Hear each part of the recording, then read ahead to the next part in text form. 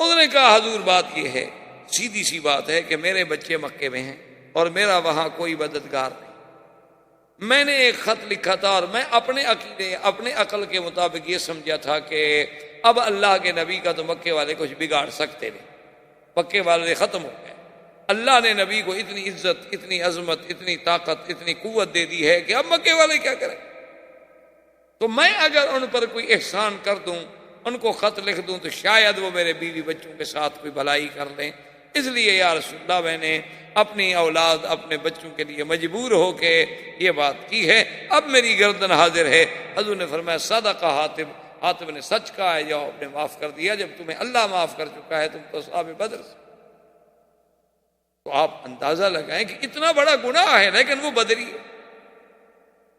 Be be عائشہ جیسی ہستی عظیمہ پہ تہمت کا مسئلہ ہے لیکن بدری ہے، معافی مل گئی۔ تو بدر کا مقام اتنا بڑا عظیم تھا کہ اللہ تبارک و تعالی نے ان کے، حتیٰ کہ اپنا حضور نے صحابہ سے فرمایا کہ میرے اللہ کا فیصلہ ہے کہ اصحاب بدر جو ہیں وہ غیر بدرین سے افضل ہیں، یعنی باقی صحابہ سے افضل ہیں۔ تو جبریل نے عرض کیا کہ یا رسول اللہ، اللہ کے فرشتوں نے بھی یہی فیصلہ کیا ہے آسمانوں میں کہ جو فرشتے بدر والے دن اترے ہیں وہ باقی فرشتوں سے افضل ہیں۔ آسمانوں پر بھی یہی فیصلہ ہوا جو آپ نے زمین پر کیا۔ حضور صلی اللہ علیہ وسلم سرکار دو جہاں اب مدینہ منورہ واپس تشریف لائے۔ ابو سفیان کا بیٹا بھی گرفتار تھا اس جنگ بدر میں۔ ابو سفیان کو جب کہا گیا کہ تمہارا بیٹا گرفتار ہے اور اس کی دیت کے فدیے کے لیے پیسے بھیجو، تو اس نے کہا کہ نہیں، میں تو اپنے بیٹے کو فدیہ دے کے نہیں چھوڑوں۔ اس نے کیا کیا کہ ایک آدمی مسلمانوں کا اتفاق سے عمرے پہ آیا ہوا تو بیچارہ عمرہ کر رہا تھا۔ ابو سفیان نے کہا اس کو پکڑ لو۔ ابو سفیان نے اس کو پکڑ کے قید کر دیا اور مدینے پیغام بھیجا کہ میرا بیٹا چھوڑنا ہے تو یہ اپنا بندہ لے لو، ورنہ میرے بیٹے کو تم وہاں قتل کر دو، اس کو میں یہاں قتل کر دیتا ہوں۔ حضور نے فرمایا کہ چھوڑ دو، ابو سفیان کے بیٹے کو بھی چھوڑ دو، کیوں بیچارہ مسلمان بلا وجہ ہماری وجہ سے وہ قتل ہو جائے۔ اب جب بات ختم ہو گئی، جنگ ختم ہو گئی، ابو سفیان نے اسی دور میں دیکھیں عجیب کتنا سرداروں میں، قبائلی لوگوں میں کتنی غیرت اور کتنا غصہ ہوتا تھا۔ قسم کھالی کہنے لگا واللہ لا اغتسل من الجنابۃ حتی انتقم من محمد، کہنے لگا خدا کی قسم ہے میں غسل جنابت بھی نہیں کروں گا۔ بعض علماء نے کہا یعنی بیوی سے ملوں گا لیکن غسل نہیں کروں۔ بعض نے کہا کہ نہیں، اس کا معنی یہ تھا کہ میں خوشی بھی نہیں کروں گا، اپنی بیوی سے بھی نہیں ملوں گا جب تک کہ میں مسلمانوں سے بدلہ نہ۔ اب کیا ہم نے بیویوں سے ملنا ہے، اب کون سی ہماری مردانگی ہے۔ تو اس نے آہستہ آہستہ اپنے خاص لوگوں کو تیار کیا اور اس نے 200 آدمی تیار کیا کہ مسلح اور بڑے جوان اور بڑے چنے ہوئے لوگ، کیونکہ سب سردار مر گئے تھے، ان کی اولادوں میں سے پھر لوگ نکلے، تو ان 200 آدمیوں کو لے کر وہ نکلا مدینہ منورہ پر حضور صلی اللہ علیہ وسلم سے بدلہ لے۔ اچھا، اسی غزوے کا نام جو ہے اسی کا نام بنی سویق بھی ہے، غزوۃ بنی سویق بھی ہے۔ وجہ کیا تھی کہ ابو سفیان بے حد کھجوروں کا ذخیرہ لایا تھا کہ پتہ نہیں ہمیں مدینے کے باہر کتنا دیر بیٹھنی پڑے۔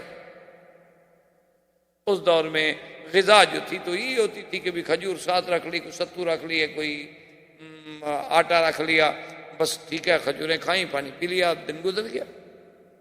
تو جب وہ یہاں سے چلے تو ان نے بڑی کوشش یہ کی کہ ہمارے اس حملے کا مسلمانوں کو پتہ ہی نہ چلے اور ہم اچانک مدینے پہ جا پڑے۔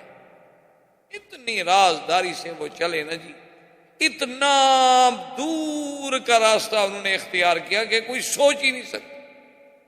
لیکن جب اللہ کے نبی کا تعلق ہو تو اللہ پاک نے حضور صلی اللہ علیہ وسلم کو خبر دی کہ اس طرح ابو سفیان 200 آدمیوں کو لے کر مدینہ منورہ پر اچانک شب خون مارنا چاہتا ہے۔ حضور خود فوج لے کر ابو سفیان کے مقابلے پہ نکل۔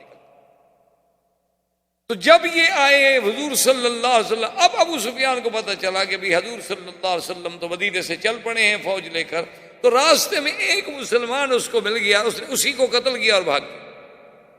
کہنے لگا چلو میری قسم تو پوری ہو گئی نا، مسلمانوں کو مارا تو ہے نا۔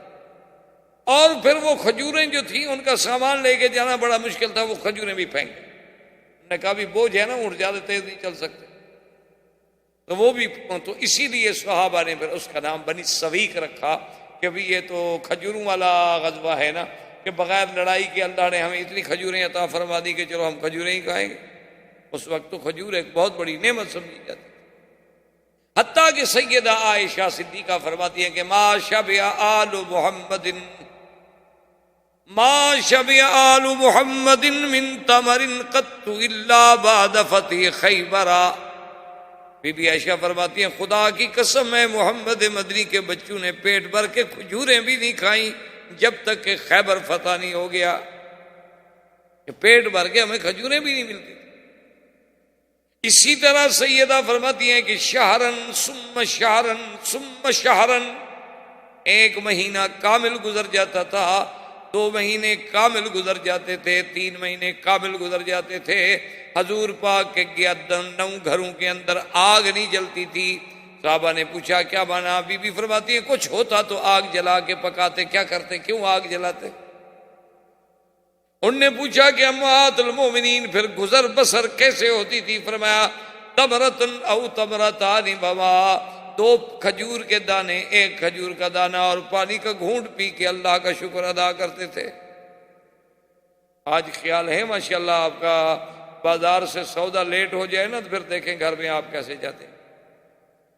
یہ نہیں کہ نہ ملے، صرف لیٹ ہو جائے، لیٹ ہو جائے نا جی، کہ بھئی کو لانا تھا شام کو 4 بجے اور خامند بیچارے کو کوئی کام ہو گیا، مسکین کسی دوست کے ساتھ بیٹھ گیا، ذرا لیٹ ہو گیا، پھر جب جا کے انشاءاللہ بیگم صاحبہ تفتیش کریں گی، جو پولیس آفیسر بھی نہ کر سکے، کسی ایس پی کو بھی وہ تفتیش نہیں آتی جو عورتیں کرتی،